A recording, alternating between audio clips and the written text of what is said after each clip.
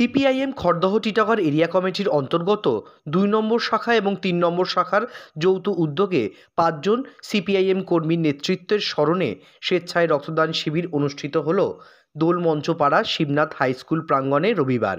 এই রক্তদান শিবিরে ৫০ জন রক্তদাতা রক্তদান করেন। এই রক্তদান শিবিরে আনুষ্ঠানিক উদ্বোধন করেন সিপিআইএম উত্তর ২৪ পরগনা জেলা কমিটির সম্পাদক এবং সিপিআইএম পশ্চিমবঙ্গ রাজ্য কমিটির সদস্য মৃণাল চক্রবর্তী।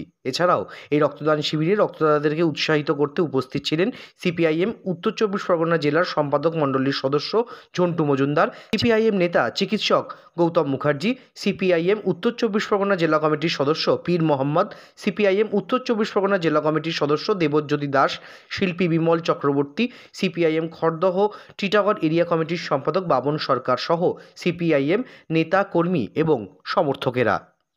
আমাদের খড়দা টিটাগড় এরিয়া কমিটির পক্ষ থেকে আমরা বিভিন্ন পকেটে আমরা রক্তদান শিবির করছি।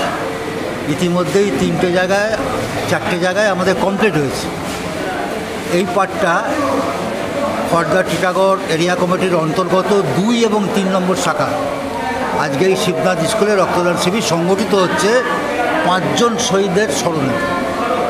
এই ৫ জন কমরেড তারা প্রয়াত হয়েছেন, তাদের স্মরণ করেই আমাদের এই রক্তদান শিবির। আমরা বিভিন্নভাবে সর্বত্র রক্তদান শিবির সংগঠিত করছি। আমাদের এইটাই হচ্ছে এই অঞ্চলের শেষ রক্তদান শিবির। এই অঞ্চলের মানুষ বিভিন্নভাবে আমাদেরকে সাহায্য করেছেন, উৎসাহিত করেছেন, অর্থ দিয়ে, রক্তদান করে, উপস্থিতির মধ্যে দিয়ে আমাদের এটাকে সফল করেছেন এলাকার মানুষ। ইতিমধ্যে আমরা প্রায় লক্ষ্যে, আমাদের যে রক্তদান সেই লক্ষ্যে আমরা প্রায় পৌঁছে গেছি। আর ৫-৭টা হলেই আমরা ৫০ জনের বেশি নিচ্ছি না, ৫০ জনই আমাদের এই রক্তদান শিবির উদ্বোধন করেছেন আমাদের ভারতের কমিউনিস্ট পার্টি মার্ক্সবাদী জেলা কমিটির সম্পাদক এবং রাজ্য কমিটির সদস্য কমরেড মৃণাল চক্রবর্তী। এছাড়াও উপস্থিত ছিলেন comrade Manas Mukherjee, comrade Jhantu Majumdar, comrade Debjyoti Das, comrade আমাদের বিশিষ্ট চিকিৎসক গৌতম মুখার্জি সহ নানা নেতৃবৃন্দ। এখানে আমরা সকাল থেকেই আমরা উৎসাহ লক্ষ্য করেছি মানুষজনের জমায়েতে।